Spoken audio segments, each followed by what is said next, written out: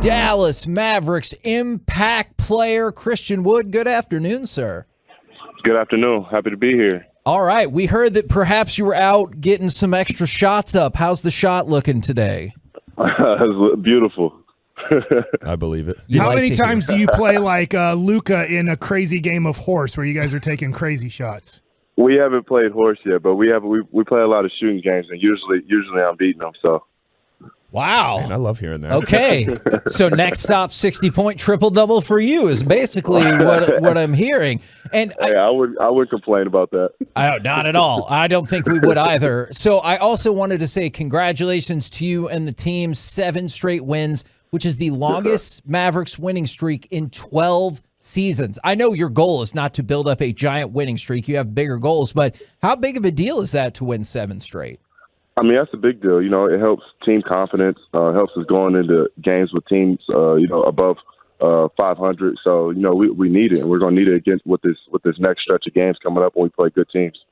Well, speaking of the next game, it's against the Boston Celtics. They got embarrassed against Oklahoma City last night. I know usually when NBA teams or professional teams get embarrassed the next night, they really, or the next game, come out and have a great game. Are you ready for the Celtics' best game?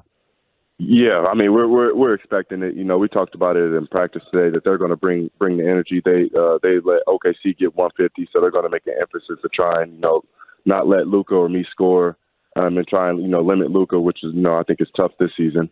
But try and do a good job of doing that. We just have to bring the energy. Christian Wood join us here on the K&C Masterpiece on 105.3 The Fan. I'm kind of curious about the relationship with you and Kid and how that's gone and what you've learned. Because it seems from my side of things, from our side, he has a lot of patience within a season of letting things happen and letting things develop. Is there a lot of patience that's going on with this team? Yeah, I mean I think that's just his approach with things is him just being patient. Just not even with me, but just with everybody and everything, and just letting things happen naturally and organically.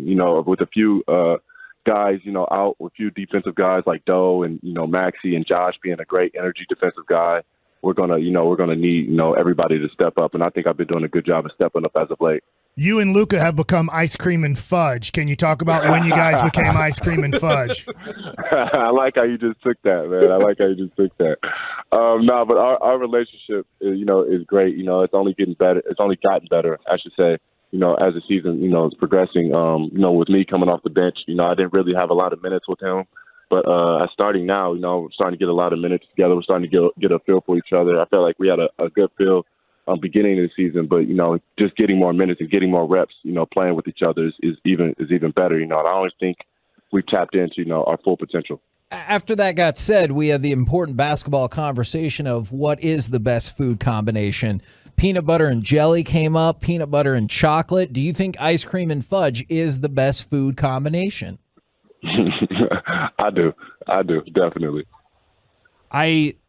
Did that answer your basketball question? It absolutely did answer my basketball Okay, question. I really appreciate that. You guys are a good pairing. It's really evident that you and Luka are a good pairing when y'all are on the court together. I am wondering though how this team functions in non-Luka minutes, and if there is a plan for you to be like more of an offensive force whenever Luka sits. Well, not necessarily just a plan. I think as of late they're trying to put me and Luka more together and let Spencer take range of the second unit and just try and build off of that. And I think he's been doing a good job of that. Just controlling the game, being able to play point and shooting guard. In different positions, different roles. I think he's been doing a great job of that. I was hoping you could give us some insight on what you have thought about your defense this season, because I thought it was a remarkably honest answer. I liked it after the Houston game that you said you were trash defensively in the first half and had to pick it up. Can you walk us through what led you to think that, and then what improvements you saw that you're much better in the second half? Yeah, I mean, I was just being honest. I felt like it was trash. I felt like my team, during this 7-game win streak has been, piggybacking off of me just to make defensive plays, and I wasn't doing that.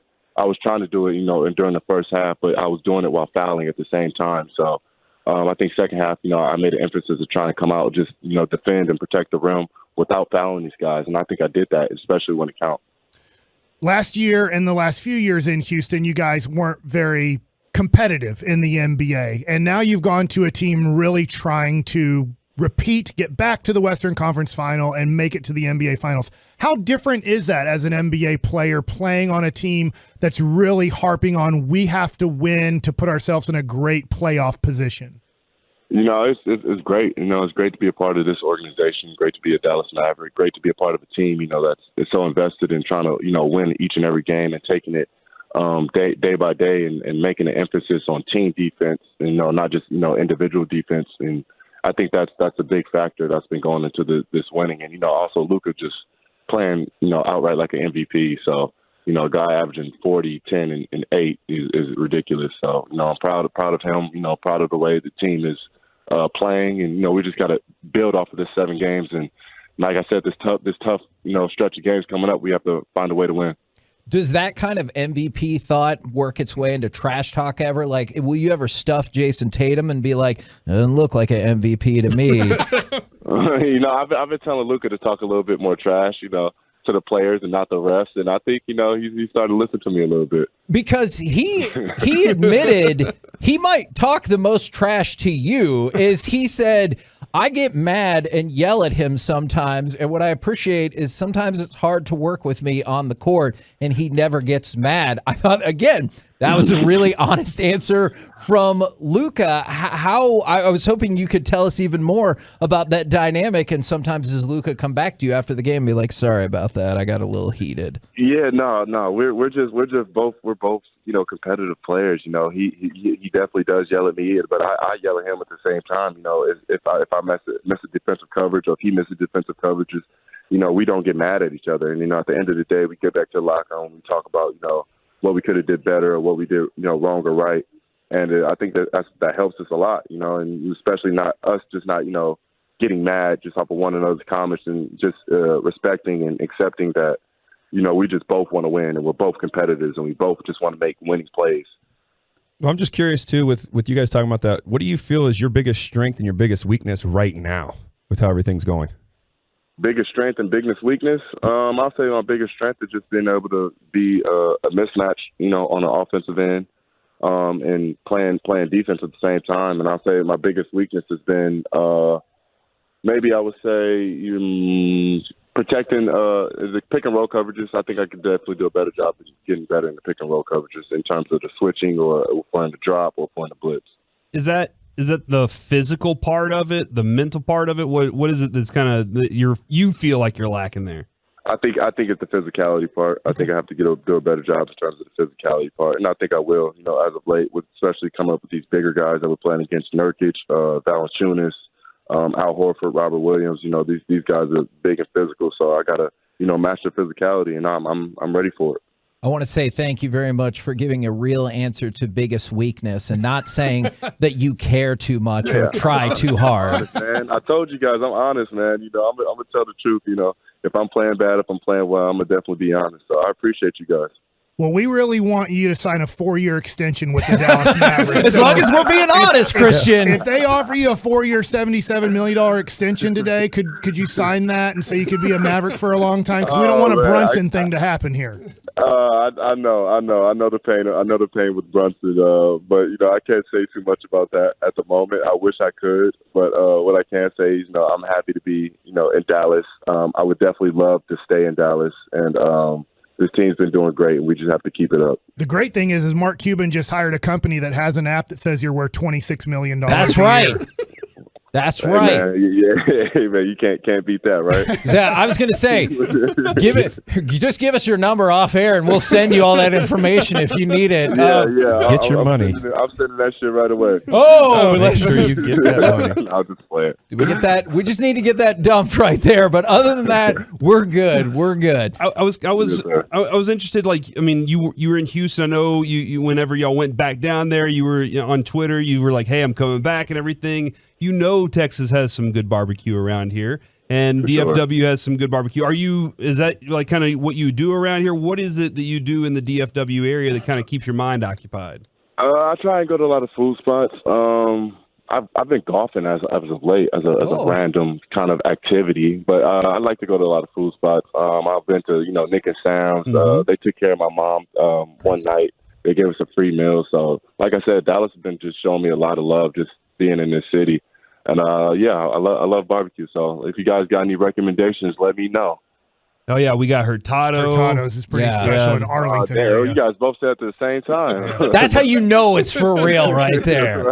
Right. I was curious, especially since we're getting the opportunity to talk about all kinds of stuff. And I know we're going back just a little bit, but do you ever, while you're excelling right now, do you ever reflect on your journey to the NBA and ever think, it had to be this path to get me here today, or think maybe I could have stayed in college, or maybe I could have done this, done that? How do you look back at that kind of stuff? I'm just grateful, except all the challenges. I think all the obstacles that was in my way were just a blessing in disguise. And as a young player, I didn't really know it. Now, I'm starting to see it, and now I'm happy that I'm in a position that I'm in, and everything that I've been through just led me, right to where I am. And I wouldn't have it any other way. And another question going from Houston to Dallas, or Detroit, Houston to Dallas, is Thursdays on TNT, nationally televised game. And I know in your career you haven't played in a lot of those. Does it feel different when ABC or TNT or ESPN come to these games? I told you, I'm gonna be honest. It definitely feels different. When you look to the side and you see all the reporters that you used to watch on TV, and you see all these guys that you used to see on TV, it definitely gives me like a little energy boost, just like I played on Christmas. That's what it feels like. It feels like a Christmas Day game for me. So. Do you need the stat line there, Corey? That was 30 points, 8 rebounds, 7 assists. So if we want to jot that down for tomorrow. Yeah, I think we can handle up on that just a little bit. I'm all right with that one. Can you provide a couple more of those? I can try.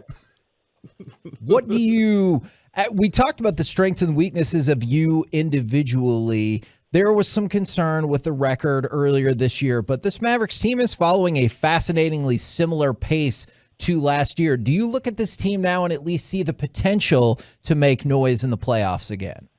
Definitely, especially missing key guys like Doe, Maxey, Josh being a good energy guy defensively for us, and a key piece I think he's been for us, beginning of the year. I think we can make a good playoff push. This team was in the Western Conference Finals last year, and we're winning games, respectively. I mean, these teams were under 500, but we're still winning these games, that we probably would have lost earlier in the season. We're pulling these games out, we're grinding them out, and, that's what you could be happy for. So I think we'll make a good run in the playoffs. I think we just have to keep building on this 7-game win streak, and we have to knock these teams down coming up. All right. Hey, Christian, man, thanks for joining us now. Derek Holland and I, we're going to be on the third row right behind kind of where Spencer Dinwiddie's wife sits. So we'll be repping the Mavericks Thursday night. So we might scream at you. Don't be afraid to say hi, man. Don't be afraid to say hi. Just be honest. Are you going to say hi back to us? For sure. We don't want you to big league I'm us. I'm gonna check out the channel too, man. I'm gonna check it out. Okay, Woo! I love that. What I'm talking about. Love to hear I'll it. just go get a jersey now. Thank you very much, good sir. Thank you guys, man. Happy New Year.